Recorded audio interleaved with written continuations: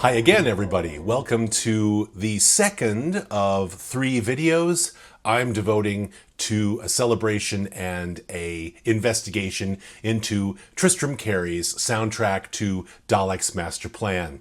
As you know, the excitement of having 2 episodes returned to us has really brought back a huge interest in the story as if it needed it. It's certainly one of my most favorite Hartnell stories, or perhaps a story of the 60s.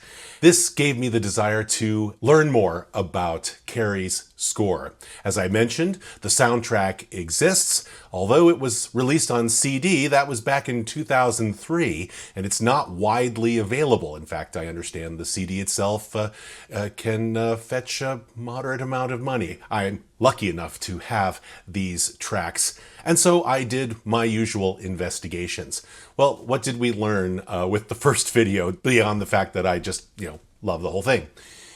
When writing for the Daleks, Cary was working week to week with his musique concrète soundtrack. Since he was recording here with live musicians, that required that he have 2 sessions with them, first for the first 6 episodes and then for the last 6 episodes.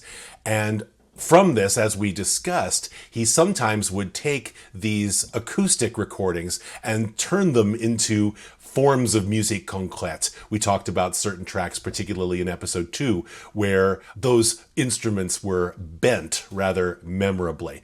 And he used these hybrid types of tracks in several other ways. No doubt we'll have some examples of that today.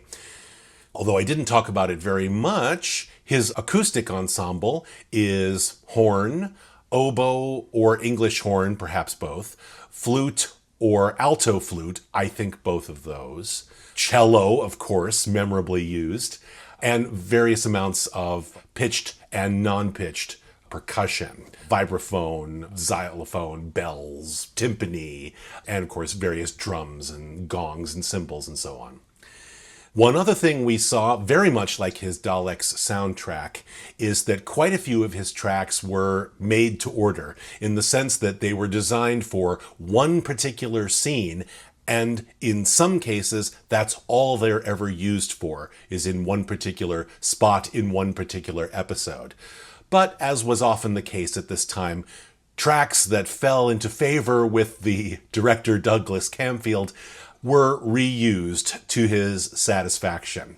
But a fair amount in the first 4 episodes, as we saw, were one-off and also heard complete. Finally, before we get started, I do have to say, sadly, that we've had it about as good as we're gonna get. In my first video, 3 of the 4 episodes I discussed existed. For part 2 and part 3, only 1 episode will exist. Nevertheless, we can get to know this music better and pine even more for further finds from this awesome story. So why don't we get on with the fun and episode 5.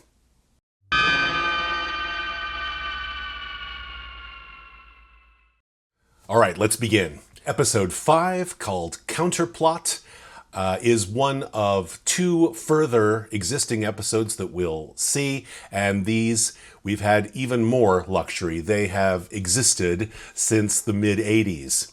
In fact, I remember distinctly reading about their discovery in a Peter Haining book, 25 Glorious Years. It's just right over there. And so, needless to say, I've watched this episode about as much as I possibly could. So let's get going and see what Tristram Cary has in store for us. Volcano, where are you? The 2 fugitives have escaped. And after our reprise of the cliffhanger from episode 4, we're going to get another opening of episode piece of music, and it's also called Counterplot. Aim for the head.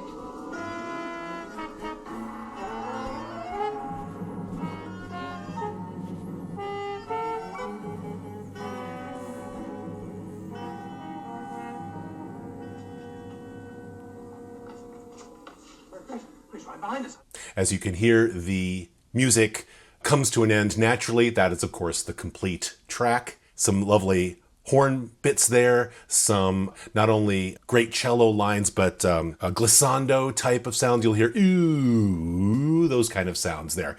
And Cary does a lot of that in this soundtrack. But a lovely urgent piece of music there to get things started. Unlike episode 1, where the music not only is played over the titles and writer credit, but continues into the opening scene. This is not that. The drama only begins basically when the music stops. Perhaps it's some kind of experiment.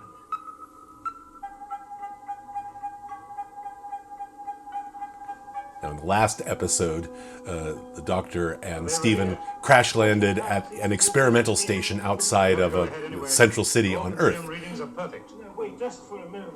And we are about to get caught up in an experiment taking place there. And this music is called The Experiment. Get out. We're looking for two men who headed in this direction. I don't care who you're looking for.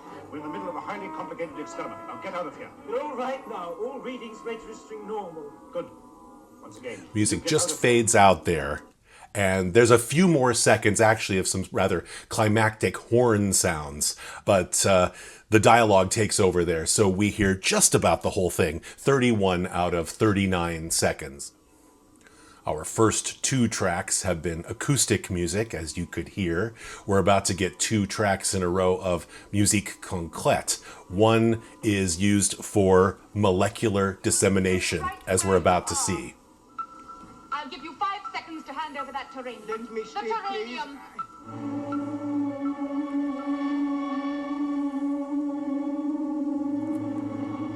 Yes, that is music. Well, sounds like grinding of machinery. As we go outside, the music continues a little lower. Open up! Planet side power falling. Sort of a windmill type sound. Projections at life for 00 Zeta. Instruments register perfect dissemination. Good. Cutting computer control. Perfect. As you hear the music, which is essentially sound effects for the dissemination machine, cuts out just as the scientist turns off the equipment. Yes, technically music, but definitely sound effects here. Where are they?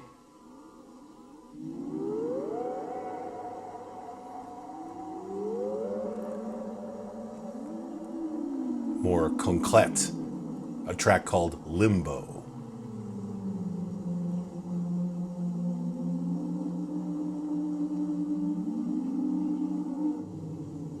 There can't have been.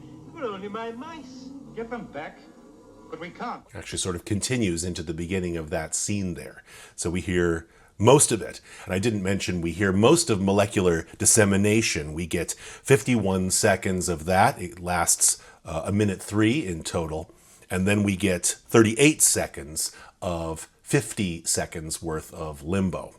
So most of those tracks used, and we've just heard 4 tracks in a row that are one-off. We're never going to hear them again. Quite often, this is very logical that these tracks are not reused. As I was saying, they're for specific scenes. But sometimes if a director liked the sound, whatever it was, we'll hear it again. And we're going to hear a couple of repeats coming up in this episode. The nature of which we can only guess at.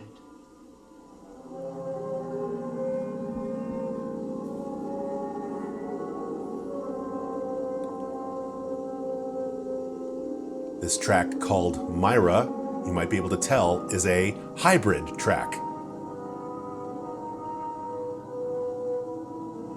These sorts of tracks sound to me like there was a sort of foundational track of acoustic instruments, and then other tracks were made which were sort of bent and shaped around these foundational tracks.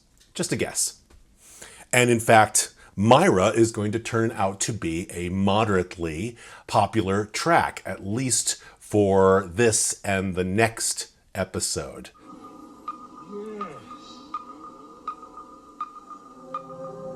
The track Myra restarts again. We see a Rather fabulous looking set. Bubbling, misty water. Gross. Finally coming upon the machine that's the cause of the Doctor and Stephen's travels. That fades out a little earlier than the first one. Without me, the plan cannot completely work. Without me, they are but nothing. Nothing! It might seem like this track wouldn't have been reused since it was used for Katarina's death. This is Requiem for Katarina, and this is another popular track. This is the first time it's reused. Then will be the time for me to take complete control. This is actually the longest version of the track we hear, just about complete. 44 seconds total, 39 seconds was heard just there. Fortunate man, Carlton. And we're going to follow this up with a sting. The highest, next to you.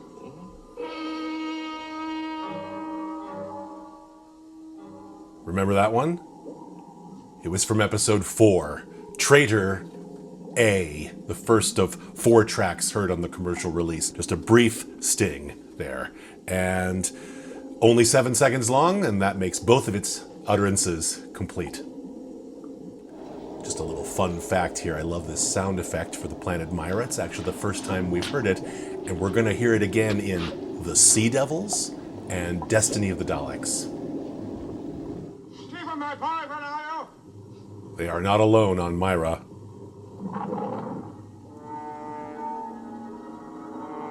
A lovely track called Invisible Creatures. 3 parts to this track, and this is, of course, part A. There is actually some bending of instruments here, but I'm pretty certain this is acoustic and not hybrid. Doctor! There was a lovely cello sound there. If I understand correctly, the cellist bows right near the bridge of the instrument, and it ends up sounding really scratchy and creepy. I forget the name of it right now. But anyway, it's a cool effect. Check it out when you can.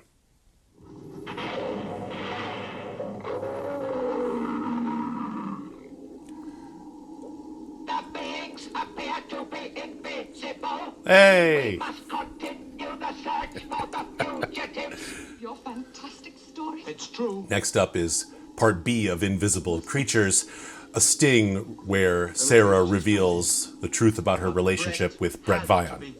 Shut up. Brett Vian was my brother. Leave her, my boy. There's nothing we can do. And the C version of Invisible Creatures is also a sting to conclude this scene. Is that them? Yes, and it appears we're trapped. I am certain that the Daleks have already reached Mara. And by the way, each of those 3 tracks within Invisible Creatures is heard exactly once, just there. We get the 2 stings, B and C, we get those complete, and we get 32 seconds of the creepy music of the Vizian footsteps out of 50 seconds. And that brings us to the end of the music for episode 5. Well, we got 11 cues, and quite a few of them were one-off. The first 4, and then we got a couple of versions of Myra, which will be repeated in the next episode, as I mentioned. And then the final 3 cues, all of the track Invisible Creatures, are one-off as well. So, as we saw in the first 4 episodes, a large amount of music used for specific scenes. Cary seemed to be able to do that more easily than other composers. At least I get that impression, particularly next to some other stories I've investigated where tracks were reused multiple times. But that always happened, didn't it? We've already seen that with the repeats, not only of Sting 1, which we talked about a lot in my first video, which did not appear in this episode, but we did hear a reprise of Requiem for Katerina, as well as Myra, as I mentioned. That's the story of episode 5. Alas, it's going to be a while before we see any live episodes of this story, but have no fear. We'll move on to episode 6.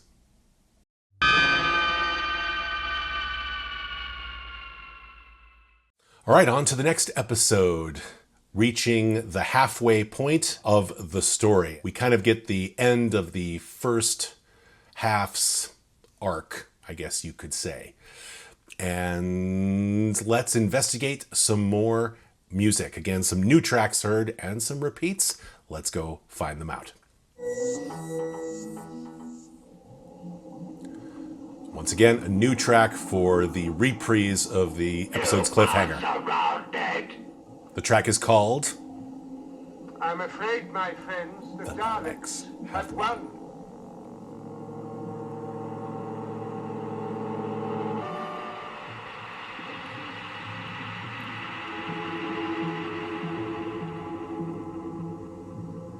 Lovely musique concrète.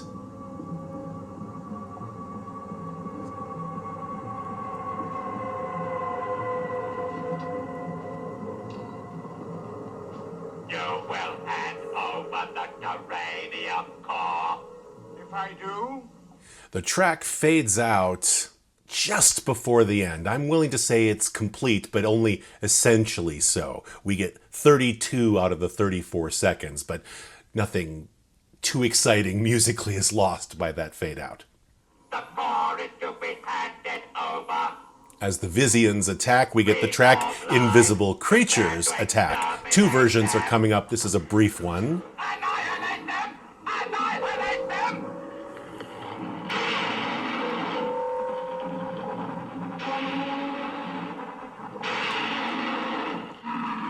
That's it for the moment. We'll hear some more later. Just restarted.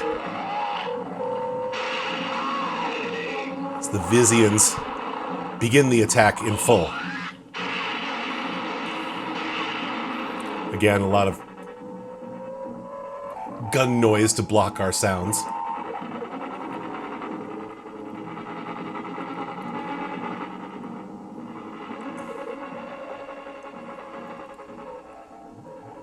And that's 30 seconds worth of the 54-second track. That's as much as we get. We only got 10 seconds at the beginning. That was very short. But same music, basically restarted from the beginning, and we got a little over half of it there, but that's it. come on. And here's a reprise of the track Myra, which we heard in the previous episode, of course. Where are the others? Oh, they will come when I call them. The geranium. Should I give it to you? That was the end of the track there. Ah, my tin friend, never. You mustn't forget that I came here and surrendered of my own free will.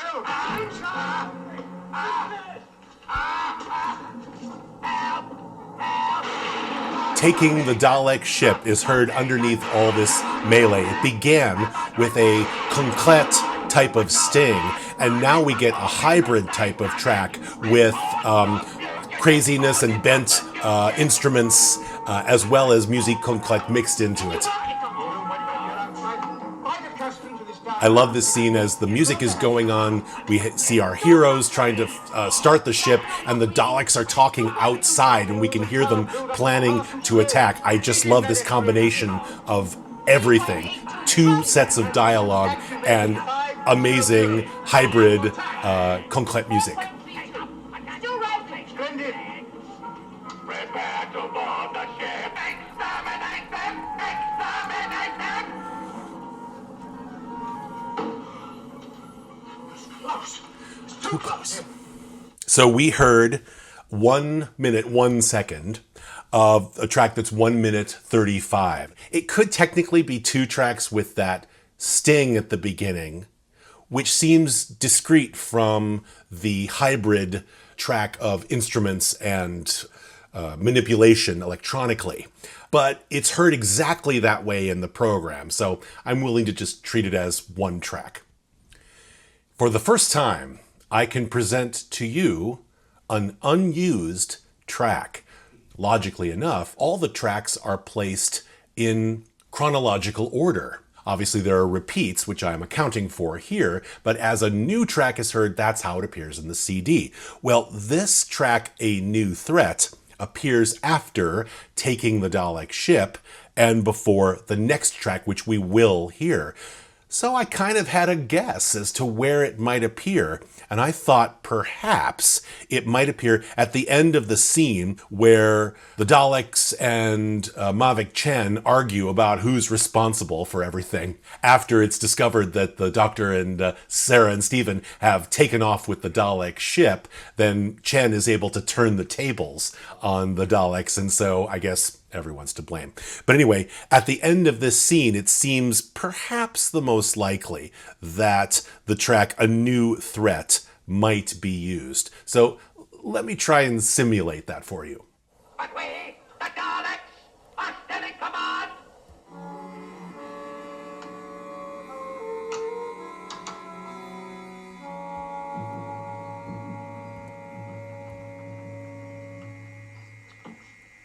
It worked, Doctor? No, of course it won't, my dear boy. It's the whole point. That kind of fits like perfectly there. There's about 10-second space between the end of the Daleks line and Stephen talking to the Doctor about fixing up Terranium, or fake Terranium. And so that 13-second track, well, I can't think of another place where it might fit. So maybe that's where it belonged, but it wasn't used for whatever reason. I think it would have been all right, but I guess Camfield thought otherwise.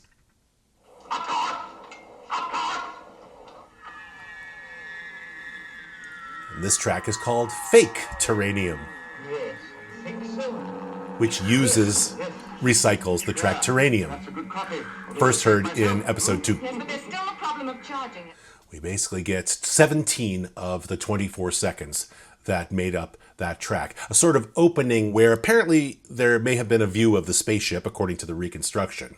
And then when we cut into the ship to see the Doctor working on Terranium, we get the track Terranium. Stephen, My dear boy, what's happened? Here I'm going to jump ahead to another track that was unused. It's called Gravity Force. It's the force that Stephen was just using to try to activate the fake Terranium. Don't worry, spoiler, he doesn't die. But there is a track called Gravity Force which somehow is related to this phenomenon. It's a hybrid track. It's 26 seconds long.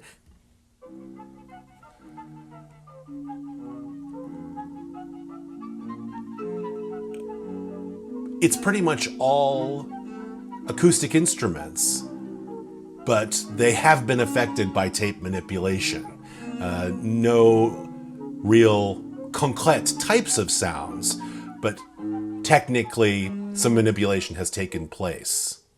And so, yeah, this one, I'm not sure where it was supposed to go. And if you have some ideas, well, let me know. But I couldn't find a particularly logical place to use it, and apparently neither could Douglas Camfield, so it's not in the finished program. This way, Stephen. As we return to the planet Kemble to face the Daleks and possibly give back the Terranium, but it won't. It can't work. we will in fact hear a reprise of Myra from the previous episode. Doesn't quite start at the beginning, but we will hear it till the end. The Terranium. For Sarah's confrontation with Mavic Chen, we're going to hear another repeated track, Traitor C. Kingdom. Traitor.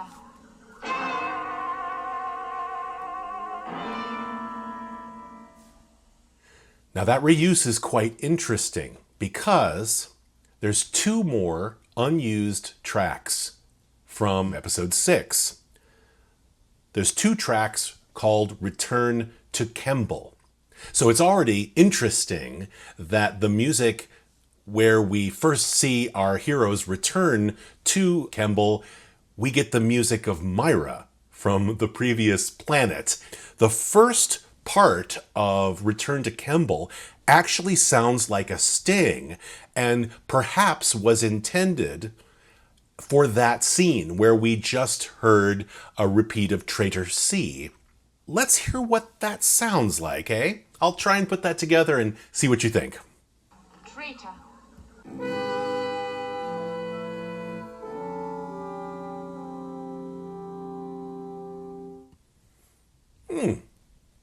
That works fine. I do kind of like the reprise of that traitor track because, well, Sarah actually says traitor. Previously, it was used in episode 4, a heroic war cry to apparently peaceful ends is one of the greatest weapons a politician has. Good line. And the music stings that line. But this Return to Kemble A track works pretty well. Now, as the scene continues, when we resume the scene, we're at the TARDIS. The handover is about to take place. The young man will give you the terranium when the girl and I are safely inside my ship, the TARDIS. And here's one more reprise of the track, Myra. Instructions. Stephen, hand the box over to Jen. Then come inside the TARDIS.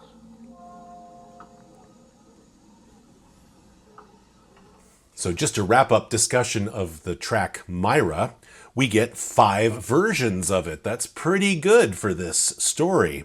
Twice in episode 5, 3 times in episode 6. 3 times on the planet Myra, and 2 times just now on the planet Kemble. So finally, just after the cue which reuses Traitor C from episode 4, there's another unused track, which conceivably could have just followed directly on from the unused sting that I just played for you. Obviously, Myra was elected to be used, but one thing I like about this next version of the track is that it's basically a reprise from episode 1's music of Kemble. This is the Kirk Gantry is about to be killed music.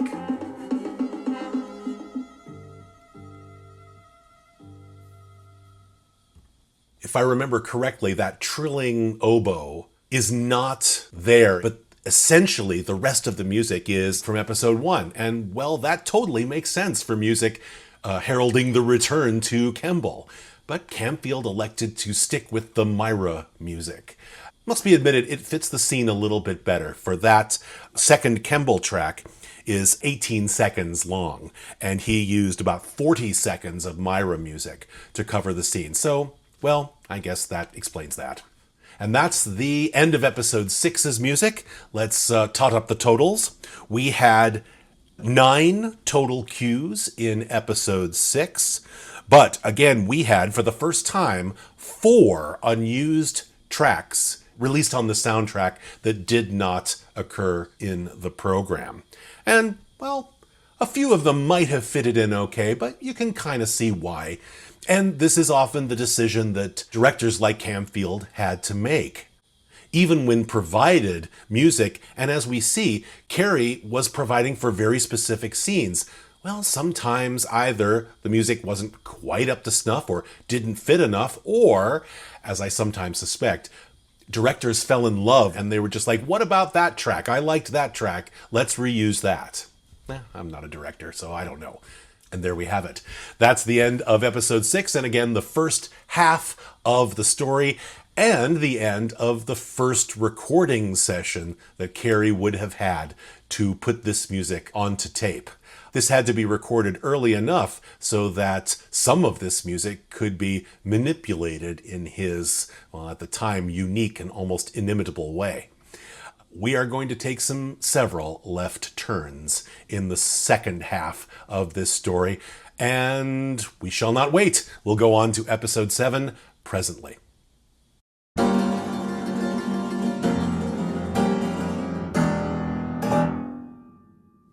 And on we go to episode 7 of this mammoth story, and things are going to be different from now on. A unique situation for classic Doctor Who. Episode 7 of the Daleks Master Plan went out on Christmas Day, 1965. I'm American, and so I still find some of this a little bit baffling. UK television that broadcasts on Christmas, particularly back in the day, was very different sometimes than the rest of the show. It was very light. It was very different.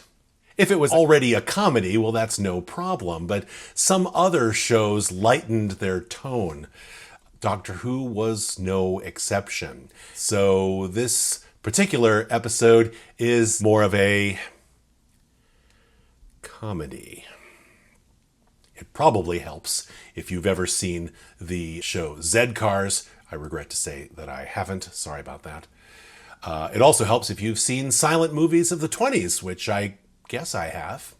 But anyway, the point is, the music had to change. This singular episode is still scored by Tristram Cary, but we'll hear some very different character of music, including a new and unexpected instrument in the fray.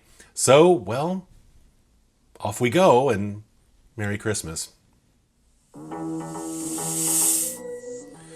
So as we get a reprise of the cliffhanger from the previous episode, we're going to hear 3 tracks called At the Police Station, and you'll see why.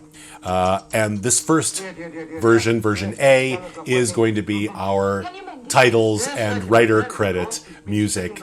The whole atmosphere is poisonous.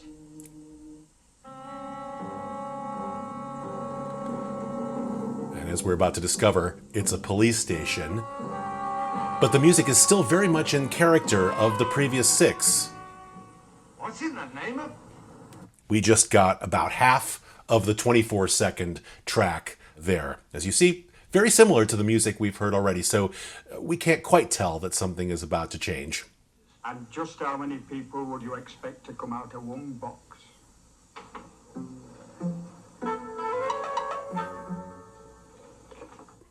That's all we get. A second track from At the Police Station is only 4 seconds long, and it's just used for Sarah emerging from the TARDIS. Both the Doctor and Stephen have gotten involved in one way or another with the police at the station, and now Sarah gets a little bit of goofy music. Notice the goofiness? The temple blocks. That kind of wood block type of sound there. That's a new instrument because this is music from a new recording session. And by the way, those who are keeping score will notice that that music happened about 7 minutes after the last one. So glad to have a little music back, personally. Who are you? Do you know this man? Yes. I. He's the expert from 3 division, sir. It's That's like the only joke I laugh at in this, but well, perhaps I'm just being a Grinch.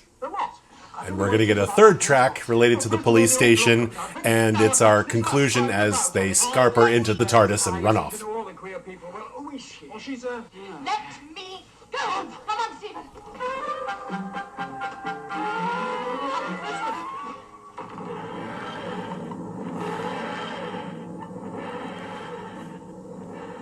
Kind of a shame. The music is 30 seconds long, and we only get 8 seconds of it before it disappears into the noise of the TARDIS dematerializing.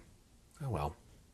So, 11 and a half minutes in, we have heard 3 cues. Don't worry, we're about to hear a whole slew more. I'd forgotten about the Daleks. Now, that's one thing you mustn't do, my dear. Yes, unfortunately, this entire episode completely forgets about the Daleks, and, well, that's largely unforgivable for me. Christmas or no Christmas. We have the Terranium. Their plan cannot work. Now, I'd better prepare you. Those who are watching this video probably know what's about to happen, but just in case, the TARDIS crew has now landed in about 1920s Hollywood in the silent picture era. And suddenly the tenor of the show is as if it's a silent movie. There'll be dialogue, but there will be sudden captions and tack piano music. Yes, Tristram Cary wrote music for piano that sounds like it's in a late 19th century bar somewhere in the Old West. In fact, that's exactly what he would use a few stories later for his soundtrack to The Gunfighters. A story different in almost every way to the Daleks' master plan. But that just shows the versatility of our man Cary.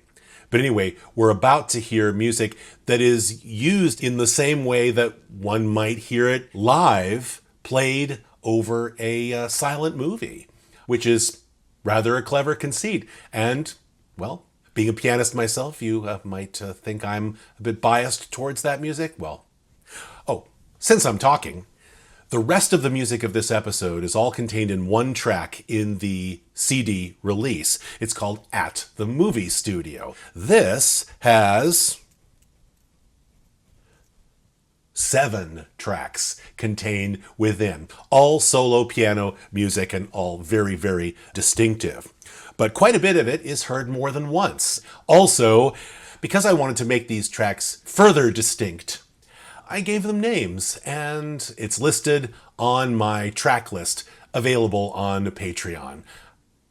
All right, I'll let you know what they are because it's more fun that way. All right, enough talking. Let's go.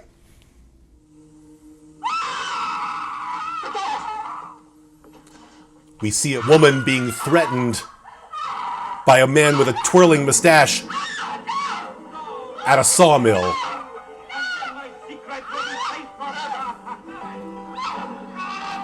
Stephen, etc. interrupt the shooting of the movie, and the piano music cuts out just at the end there. Then there's a fight, and Stephen and Sarah impress the director no end, and we get a new track, which I call Escape.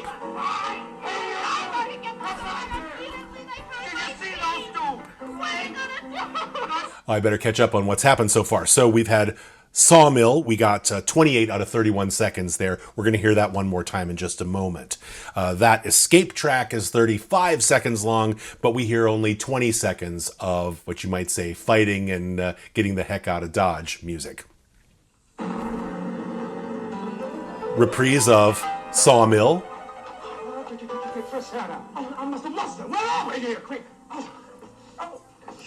A little shorter there.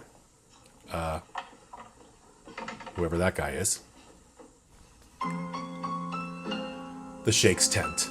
And then I will come to you on my camel and sweep you away across the desert. No. That version is quite short. We'll hear a longer version a little bit later. There's a 25-second track of some stereotypical type music, as you might expect. And in the next version, we're going to hear most of it, but that's coming up. So at this point, Sarah is hiding in a trunk, I think? And I call this Meanwhile 1.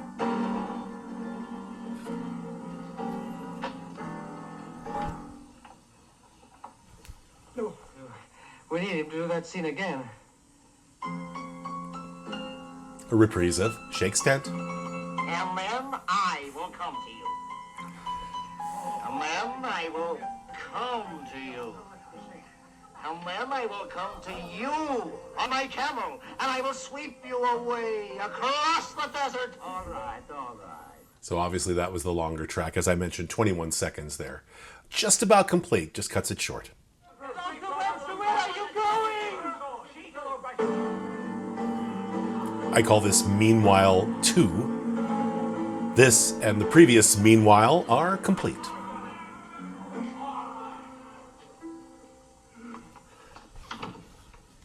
We must get back to the TARDIS. This is a madhouse. It's all full of Arabs. Come along. Blossom's Lament. Sure, baby, sure. I know it was a bit of a shock. Quite short, though. We only get about half of the track. 10 out of 21 seconds for those who are counting, like me.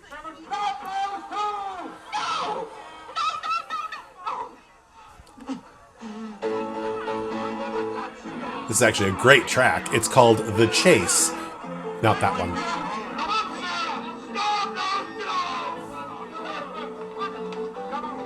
We're going to get a couple more versions of that. That was about 19 seconds. We're going to get about 1 second more the next time.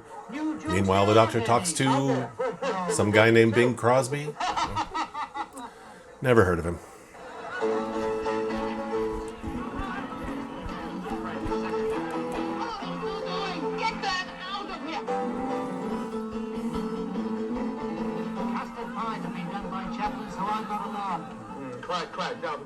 That version of the track you can hear a little bit better, which is nice. Some nice stuff in that.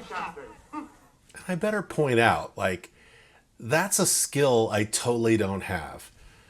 In that, Cary wrote that music, hired a pianist to put the music in front of, the guy sat down, I'm pretty sure it was a guy, which is why I say that, and he just played it.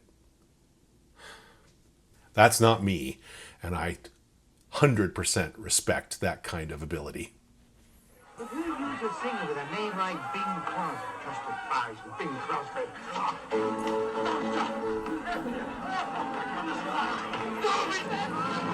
And again, the music fades out as the TARDIS dematerializes.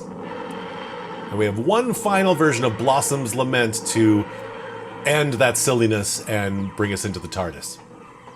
Who you? Yes, Professor Webster. Darling! Where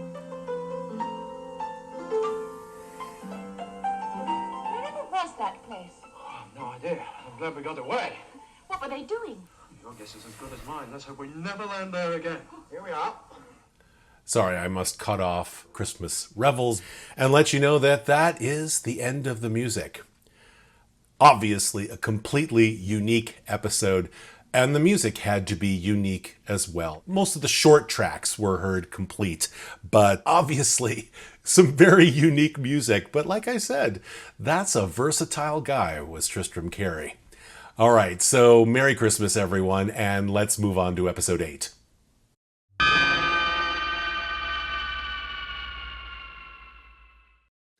All right, we'll do one more episode in this session, episode 8. And those of you who are good at math, or at least at calendar math, will know that this episode was broadcast on New Year's Day, 1966. So the story does resume, and, well, there is some seriousness that takes place in this episode, but there's also some lightness as well, which you might not see in this video, but I can talk about. We return to some previous tracks, as well as hear some new ones as well. So off we go.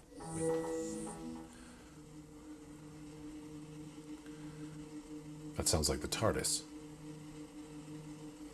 Inform the Dalek Supreme that the Time Destructor. So as the story resumes, we're going to get a reprise of a track from several episodes ago. Do you recognize it? Uranium core has been fitted.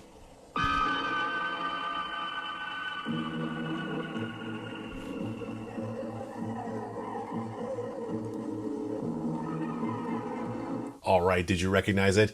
It's Daleks at the TARDIS, heard as the opening music of episode 2. The first time in this story that music is reused for the opening of an episode. So far, we've had 7 brand new pieces of music to open the episode, and episode 8 is a reprise. There apparently isn't an unused track that Camfield wasn't happy with, so the track is 25 seconds. We get 21 seconds here, shorter in episode 2. So that's the second of 2 iterations of Daleks at the TARDIS. The subject has been selected.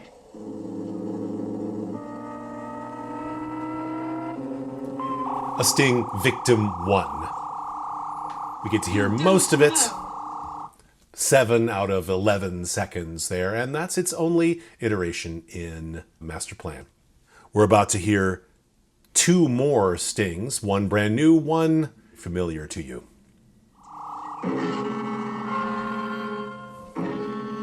Victim 2. I wonder why they chose him.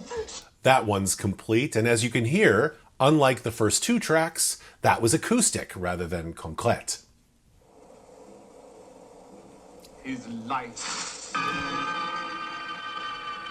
Sting 1. Happily back from a few episodes off. We first heard that in episode 1, and here it is back in episode 8. What about the subject? The subject? Exterminate him.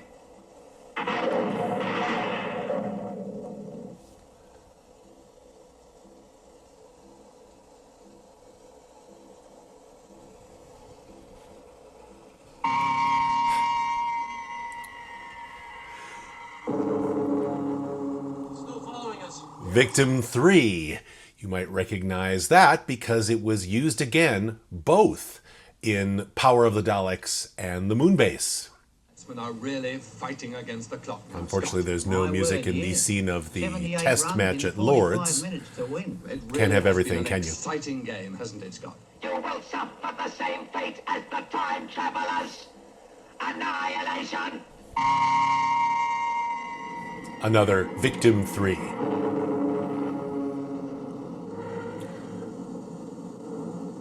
The TARDIS has landed on a volcanic planet called Tygus. Where are we, Doctor? Do you know? And we're going to get some suitably bubbling music from Cary. It's called Lava. Some bendy acoustic instruments, as well as some bubbling noises. That's music, those bubbling sounds.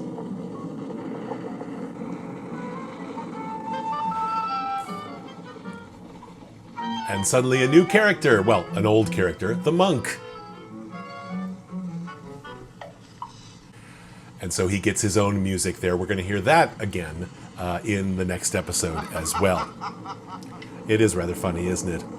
So that was sort of an A-B cue right there. One goes right into another without pause. I tend to mark those as not two separate ones, but as an A and a B, if you care. Getting a long period of no music here as the monk messes with the TARDIS lock. We'll get a final cue of music when the Doctor repairs it. Stay tuned.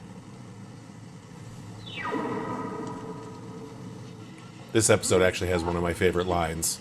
Doctor, who are we waiting Oh, for? you'll see, my boy, you'll see. Oh, come on, tell us. Otherwise you'll say you're right whoever we meet. You lack one quality of all the others, my boy, and that is patience. Will you do as you're told at once? Cover your eyes.